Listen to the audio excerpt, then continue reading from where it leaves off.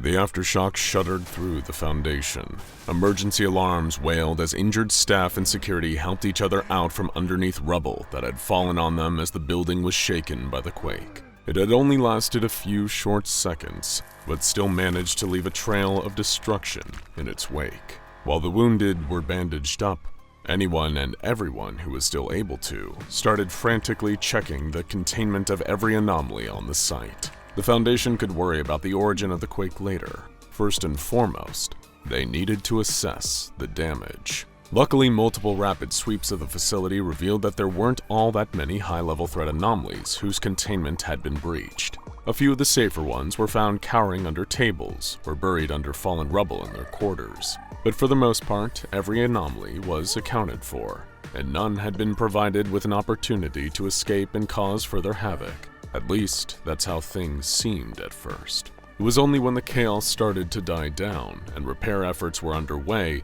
that personnel noticed an odd change. Something was missing, but nobody could quite put their finger on exactly what. As a matter of fact, most could pinpoint exactly when they noticed this odd feeling. It had only begun after the emergency alarms had been shut off. There was a sound that everyone working at the Foundation had gotten so used to that they practically stopped hearing it, or at least, they'd stopped noticing it. It was only now that the noise was gone, its absence no longer drowned out by blaring alarms, that staff realized it had always been there. Everyone had just learned to subconsciously tune it out. Crying. The low, soft whimpering that could be heard emanating from SCP-096's containment chamber. It had stopped. The cell within had fallen silent, and once someone at the Foundation made the right connection and investigated, they happened upon a startling discovery. SCP-096 had vanished. Panic immediately engulfed the facility yet again. The Shy Guy could be anywhere, and a search effort to find it would only end in deaths. After all, in order to find something, you have to look at it, and that was a fatal thing to do when SCP-096 was involved. Closer examination showed no trace of the missing creature. There had been no reported incidents of incursions with it anywhere in the world. Every known photograph, video recording, or other visual depiction of SCP-096 was either securely stashed away or destroyed completely by the Foundation. There was no way it could have possibly escaped, and it was seemingly nowhere at all. But still, the question remained, where in the world had the Shy Guy gone to? If it was still even in this world. From SCP-096's perspective, one moment all had been normal. The next, it was lost somewhere strange, unfamiliar, and above all unsettling, even to the Shy Guy. Before the sudden quake had hit, it had spent the day the same way it usually occupied its time, alternating between aimlessly pacing the far wall of its containment chamber and sitting in a fetal position in the corner, sobbing all the while. But then the room had started shaking, and in the blink of a deeply sunken eye, the Shy Guy found itself, well, it had no idea where. Around it was a large carpeted room, open and sparse, with little occupying all the space. The wallpaper was a nauseating, sickly shade of yellow, made all the more garish by the rows of fluorescent lighting from the ceiling above. The entire place seemed to resemble an office space, although seemingly one that was in a total state of disuse. There was no furniture, not even one solitary inanimate object to make the place seem at least the tiniest bit closer to normal. Little was SCP-096 aware. It had somehow been transported to a strange and terrible place, the Backrooms. Unless someone remains wary and ever vigilant, they can unknowingly slip their way out of reality. It can happen anywhere.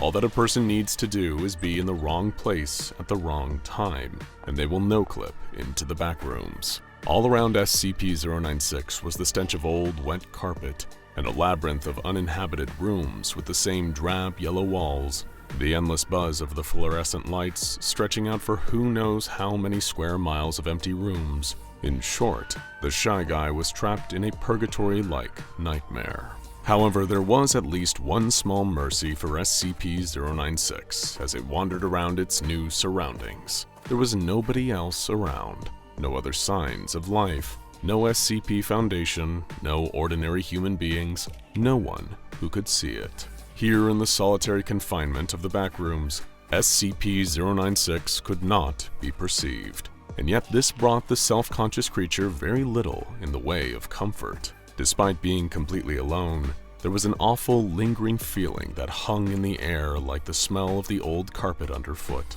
SCP-096 still felt like it was being watched, and yet if someone or something really was watching, it wasn't triggering the Shy Guy's usual rage state. As it lurked through the various rooms and corridors, the creature kept expecting to find someone, to look them in the eye directly and get the same inescapable urge to race towards its observer and kill them. But it never came, because there was nobody else around, at least for a little while. Adam Jenkins had been out riding his bike when it happened. Pushing one pedal around, then the other, he gradually climbed higher up the slope of a hill.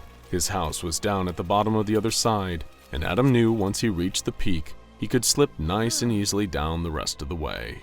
As long as he was careful not to let the extra momentum carry his bike too far and too fast, he just had to keep in control and gently compress the brake if he needed to. He made the same journey every day.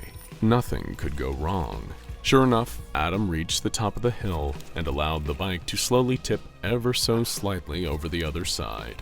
Gravity started to do the rest, the wheels starting to spin rapidly, the pedals pistoning his legs as he plummeted downwards. It was one of the few childlike joys left in Adam's life, those few brief seconds of the day where he got to speed down the hill back home with reckless abandon. He was blissfully unaware that he wouldn't have enough time to miss how much he enjoyed it. Without warning, a car came speeding out from around a corner on the way down the hill. It was dark, and the driver had carelessly decided to leave their headlights off. So when Adam saw the vehicle, he only had a split second to react. He was still going too fast, so if he applied the brakes now, his front wheel would stop too suddenly and send him flying forward over the handlebars. Instead, seconds before colliding with the car's hood, Adam wrenched his bike's handlebars and swerved around the car. But the added speed of going downhill caused the entire bike to topple as it turned so violently, launching Adam off and sending him hurtling towards a nearby wall. Adam could tell in the split second after coming off his bike that he was about to collide with the wall. His brain and body anticipated the impact, bracing him for the painful crash, but it never came. Instead of hitting the wall, Adam passed through it. That may well have spared him a devastating injury, but now a whole new problem now faced him. Just like no clipping through a virtual environment in a video game, Adam had passed directly out of reality, right into the backrooms. The first few hours were the worst, shouting as loud as he could for someone, anyone, to come and find him. Each yell rapidly growing more and more frantic as Adam rushed around his haunting new surroundings. The whole place was unsettling just to be in. It gave off a hostile, unwelcoming energy that was impossible to ignore. It was only after an hour of trying to find a way out that Adam realized he was well and truly lost.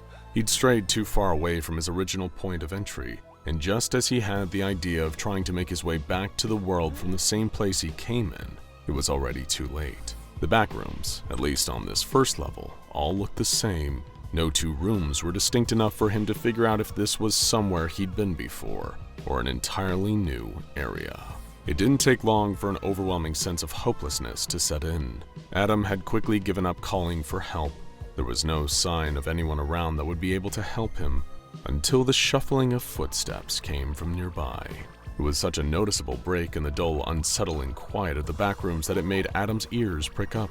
The yellow-hued maze had been so void of life since he had arrived, so unnaturally empty, that he wasn't entirely sure he had made the sound himself by his jacket brushing up against the wall. But no, there was definitely something here with him. He could hear it wandering nearby, and it had certainly heard him too. Calling out yet again with more caution in his tone, Adam Jenkins turned the next corner, met with yet another dingy yellow corridor. Although, unlike the others, this one had a key difference. SCP-096 stood right in the middle of it. The split second that Adam's eyes fell over the Shy Guy, it was already too late. He barely had time to process the sight of the creature, its tall, humanoid shape, wiry, thin, and pale skin, jaw hanging unnaturally wide. In fact, SCP-096 dashed towards Adam so quickly that he couldn't even finish his startled scream. Meanwhile, back at the SCP Foundation, efforts were still underway to retrieve the Shy Guy. Researchers were baffled that there was not a single trace anywhere on the globe of SCP-096's presence. They had quickly rolled out their usual method for recalling the creature to containment.